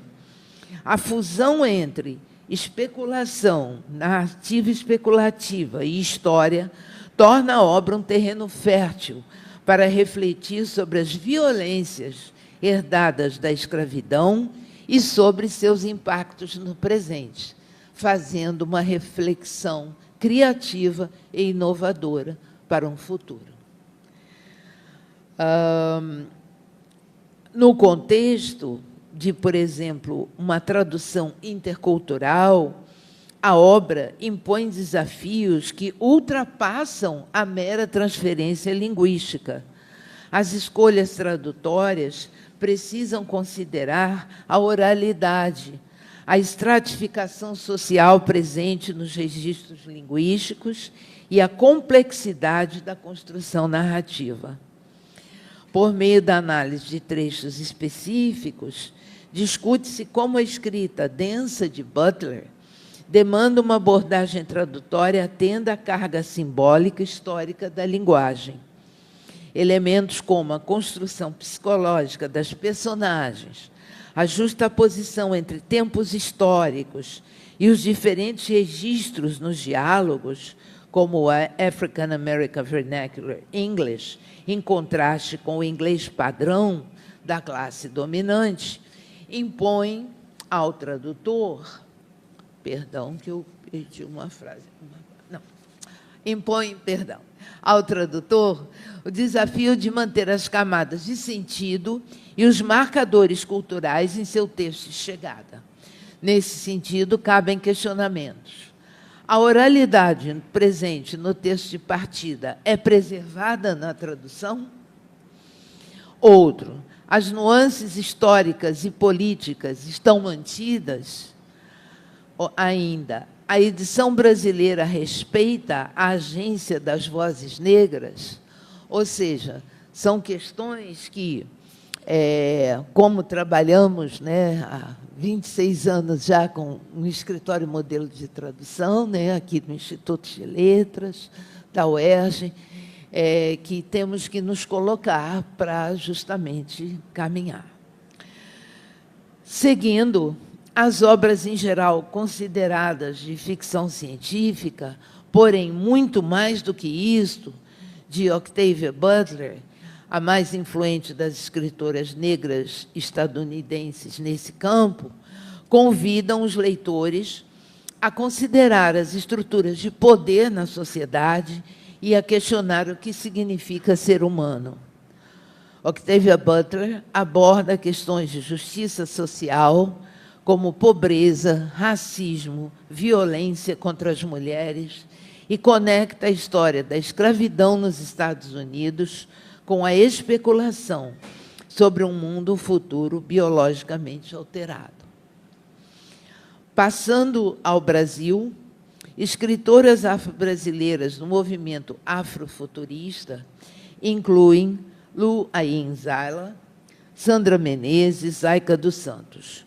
Elas também, para citar apenas algumas, elas também utilizam elementos da ficção científica, realismo mágico e história africana para criar narrativas de protagonismo negro e questionar apagamentos históricos, como visto em obras como Inverdades e Sankofia, breves histórias afrofuturistas, de Lu Ayin Zala. O afrofuturismo no Brasil é também um movimento cultural e político que usa a ficção científica, a arte e a tecnologia para projetar o futuro a partir da perspectiva negra, questionando desigualdades sociais profundas em nosso país e questionando o racismo estrutural, ao mesmo tempo em que resgata a ancestralidade e cria narrativas de empoderamento. O movimento se manifesta em obras literárias, música, cinema, moda e outras artes, produzidas e geridas por pessoas negras para construir um futuro mais justo e mais inclusivo.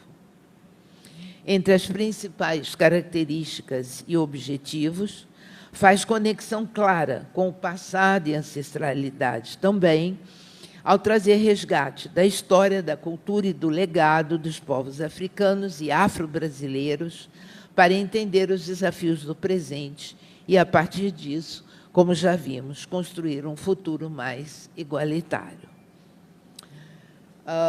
Trabalha ainda com crítica social e política, condenando o racismo e a violência que afetam a população negra no Brasil, criticando a violência policial e buscando subverter narrativas de opressão e propor um futuro quando tais pessoas tenham protagonismo e direitos, tal como esperado. Com ênfase na tecnologia e na inovação, há uma visão crítica sobre a neutralidade da tecnologia, que muitas vezes se fala, tecnologia neutra. Então, há uma crítica muito grande nessas obras à tal fala, que muitas vezes foi pensada, a tecnologia, a maioria das vezes, e desenvolvida por pessoas brancas. O afrofuturismo busca dar visibilidade a criadores negros e criar tecnologias que atendam às necessidades dessa comunidade.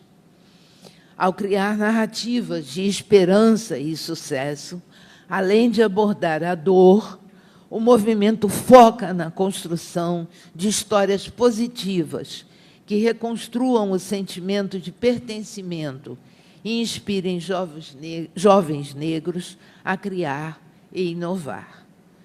O movimento também se expressa em diversas áreas em nosso país, incluindo literatura, música, como urban jazz, cinema, arte, moda e coletivos literários. Lua Inzaila, ou Luciene, como muitas vezes é chamada, é escritora afrofuturista, sankofista, ativista social e pedagoga de Nova Iguaçu, aqui no estado do Rio de Janeiro, pertinho de nós. Possui graduação em pedagogia na UERJ, nossa universidade, com licenciatura em formação de professores para educação infantil e anos iniciais do ensino fundamental para crianças, jovens e adultos, ou seja, muitos dos temas abordados por Janaína e também por Edmeia. Em suas obras, Luciene, ou Lu, insere todas suas referências afrofuturísticas, pois coloca os saberes ancestrais africanos como tema central das narrativas ou em menções sutis que os apresentam de forma clara, até mesmo para leitores que nunca haviam ouvido falar sobre o tema. Assim, a autora estabelece o contato de seu leitor com a diáspora africana e com suas raízes do outro lado do Atlântico.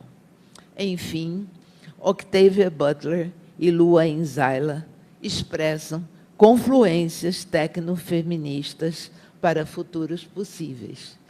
E lembrando Conceição Evaristo, já citada, e uma autora absolutamente de referência para mim, que no momento se encontra no Reino Unido, em Leeds, está quase retornando, mas, enfim, é tempo de aquilombar, como ela fez em sua palestra lá recente no Reino Unido. Muito obrigada.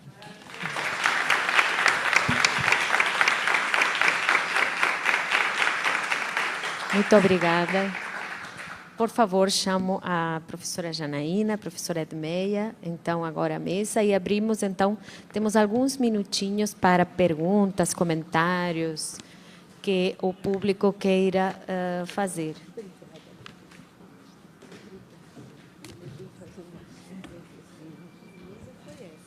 Incrível, né? Uma mesa muito potente.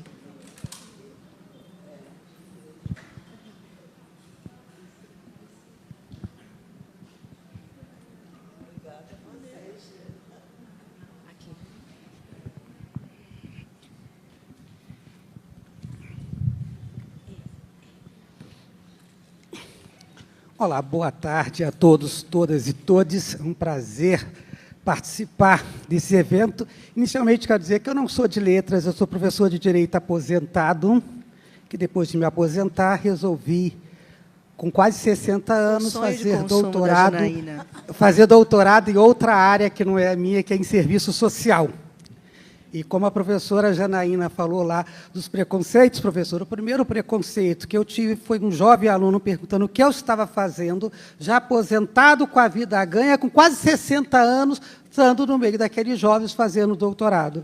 Eu falei, eu vim aprender com vocês, vim mostrar que a terceira idade não pode ser atrelada com incapacidade, nem física, nem intelectual. Por isso que eu estou aqui com vocês, trabalhando, aprendendo com vocês e também ensinando a minha experiência. E aí eu tenho uma pergunta, professora Janaína, qualquer professor que possa responder, até relacionado com o tema futuros possíveis. A gente está dentro de um sistema capitalista. A professora, a última palestrante, falou nós vamos ver que há ainda futuros possíveis.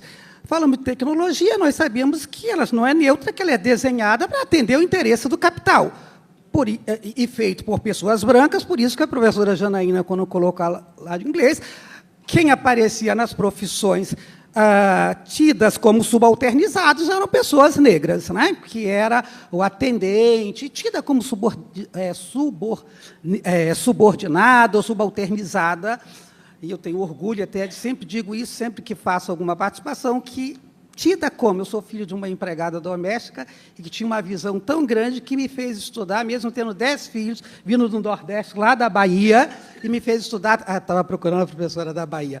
Então, eu pergunto, como que a gente pode, por exemplo, professora Janaína, que a senhora falou, burlar os algoritmos? Porque se a gente verificar como que, efetivamente, eu escrevi um artigo recentemente para esta casa, do Departamento de Serviço Social, e que eu estava pesquisando, e meu questionamento era como que se dá a renda dessas plataformas nas redes sociais.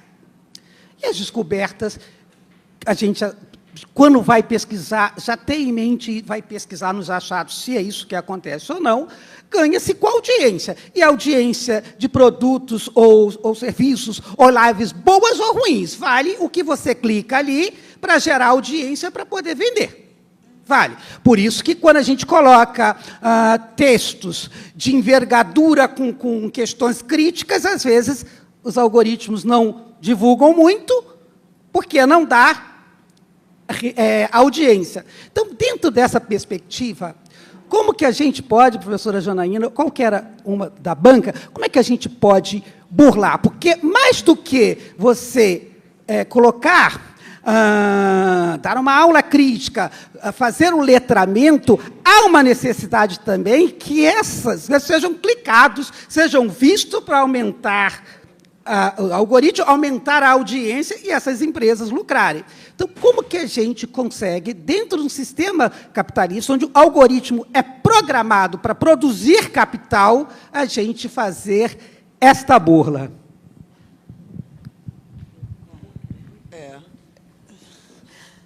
Na realidade, né, eu concordo plenamente, a questão é econômica, né, financeira, é um poder econômico muito forte, mas eu acho que a gente tem que acreditar de diversas formas, é um processo. Né?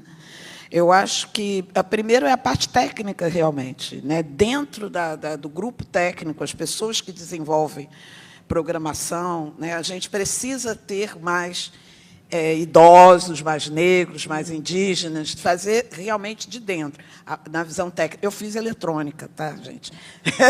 Só um detalhe também antes disso. E eu acho, pena que eu larguei a eletrônica, mas que bom que eu larguei a eletrônica. Mas eu acredito que a programação, gente, o problema da tecnologia, o instrumento em si, ele não é sozinho. Né? Ele reproduz, sim, uma sociedade. Então, enquanto a sociedade for preconceituosa, enquanto a sociedade tiver a questão do etarismo, vai se reproduzir também nas redes e até no caso, aí, na linguagem. Né? Mas a linguagem é feita por seres humanos, e esses seres humanos, a gente precisa, sim, estar naquele lugar de trabalho. Então, a gente precisa de mais mulheres trabalhando com programação de computadores, a gente precisa de mais pessoas mais idosas, né, trabalhando lá dentro, indígenas e negros, para a gente poder, sim, alterar por dentro. Agora, como eu não estou lá dentro, quer dizer, larguei a eletrônica, então não vou poder estar programando, eu acho que todos nós podemos, de alguma forma, trabalhar. Por exemplo, a teoria racial crítica começa com o direito. Né? Nos Estados Unidos, foi o pessoal de direito que começa a fazer um trabalho interseccional. Né? Então, o que acontece? Olha só essa mesa. Eu tenho uma colega de literatura, a gente falando todos a mesma língua, né? Embora tenhamos, né, diferentes, mas a língua no outro sentido. Né? Mas ela é de literatura, de educação, e eu sou aqui da letras, da parte de língua, mas todos fazendo ações desse tipo. Então, o que a gente está precisando é conversar com aquele policial, se na sua família tem um policial, não sei, né? Alguém aqui deve ter, né? Aí conversa com o policial, fala, olha, hoje nós tivemos uma palestra que estava falando sobre tecnofuturismo, falando sobre racismo. O que a gente estava conversando aqui? Se tem uma pessoa, se você sabe que está tendo um problema, se você é professor, leva para a sala de aula. Se você tem a família, conversa com o marido, esposa, periquito, papagaio. Eu acho que a gente precisa de uma ação, e essa ação ela é muito maior do que qualquer coisa. Então, quando eles reclamam da decolonialidade, está falando muito de decolonialidade, que bom. Então, eu acho que assim, o burlar, além dessa ação do grupo da Humanidades Digitais, que eu acho que é muito importante, porque estar na Wikipedia é muito difícil. Né? O Cláudio sabe de ser próprio, o verbete não pode ter sido informação de latte. Então, para criar aquele verbete, foi muito difícil para ele. Né?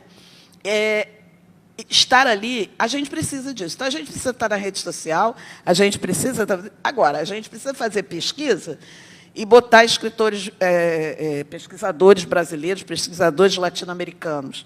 A gente precisa fazer pesquisa e botar mais mulheres, né? Não fazer só escritores ou pesquisadores do sexo masculino. A gente precisa fazer um trabalho para mudar, pegar as orientações.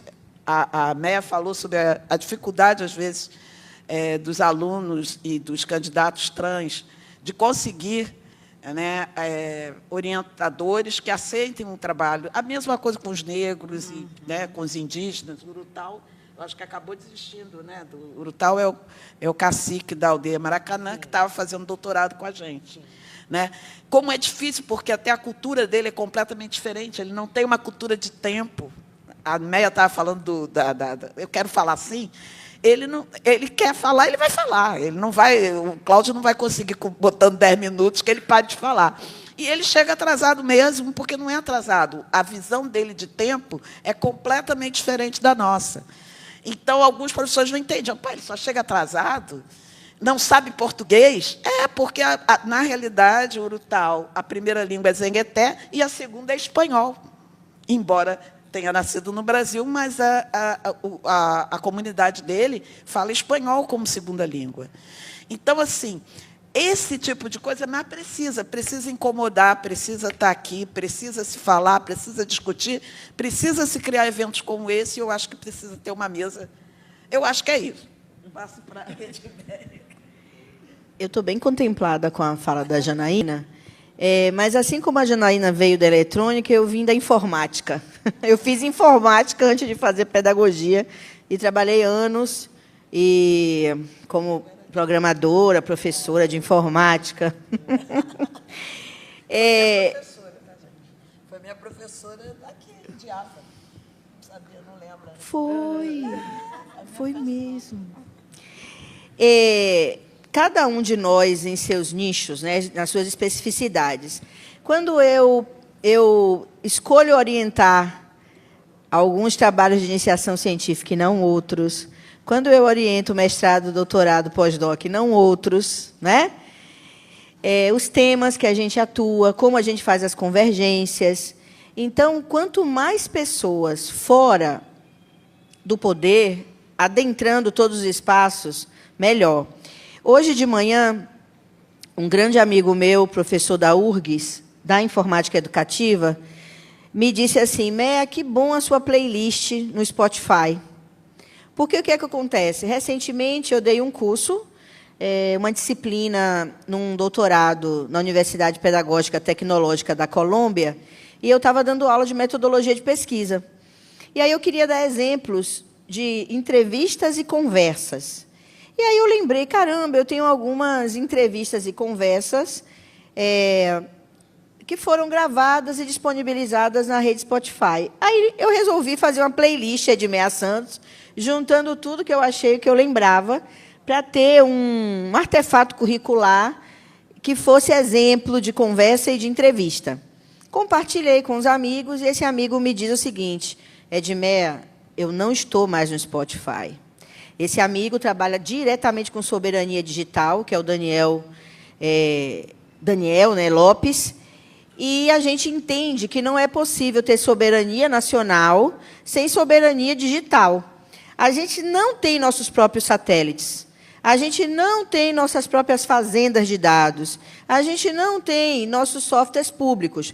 Por exemplo, a gente tem RNP, a rede RNP é pública, mas está tudo hospedado na Amazon. Então, durante toda a pandemia de Covid-19, eu, Edmeia Santos, não usei software proprietário. Eu usei o nosso SIGA, que é institucional da Rural, usei RNP, não usei de jeito nenhum Google, porque nossa universidade resistiu não usar, mas, no final, o nosso e-mail institucional é Google. E os alunos queriam comer meu fígado, porque eu não usava o tal Google Classroom. Não usei, não uso até hoje, não sei usar, não quero aprender. Mas só que o meu e-mail institucional é edmeiasantos@ufrrj.br, só que por trás é Google. Então, o que cada um de nós pode resistir, Daniel já me disse, não uso Spotify, estou usando Deezer, mas já estou procurando outros. Então, a comunidade do software livre, por exemplo, Nelson De Luca Preto, que é professor da UFBA, foi meu orientador de mestrado, ele nos ensina a vida inteira a não usar nada proprietário. Mas até que ponto a gente consegue? Então, na Rural, eu só uso SIGA, só uso RNP. Só que a RNP começou a ficar mal, e depois que eu vi que ela estava na Amazon, comprei o Zoom. Mas, pelo menos, eu compro e pago. Eu não uso grátis, porque o grátis não é grátis, vende a alma. Então, cada um de nós vai dando o seu jeito, vai militando em sua área.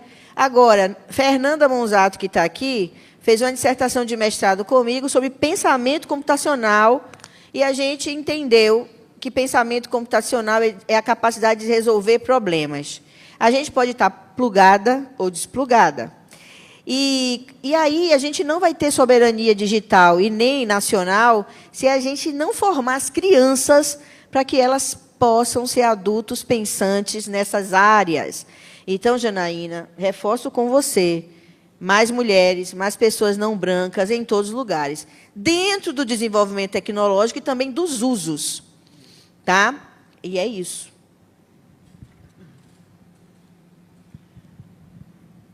Ok, vou ser... Acho que tem aqui, Alejandro. Ó, melhor. Me ouvem? Sim. Ok, obrigada. Bom, me contempla profundamente também, me contemplam as duas falas, mas só reforçando que acho que o trabalho todo docente, quando ele tem esse foco, e particularmente na universidade, né, ele busca formar quadros, né, ele já é um grande aporte, uma grande mudança, e aquele tijolinho na construção desse mundo melhor, né, menos desigual.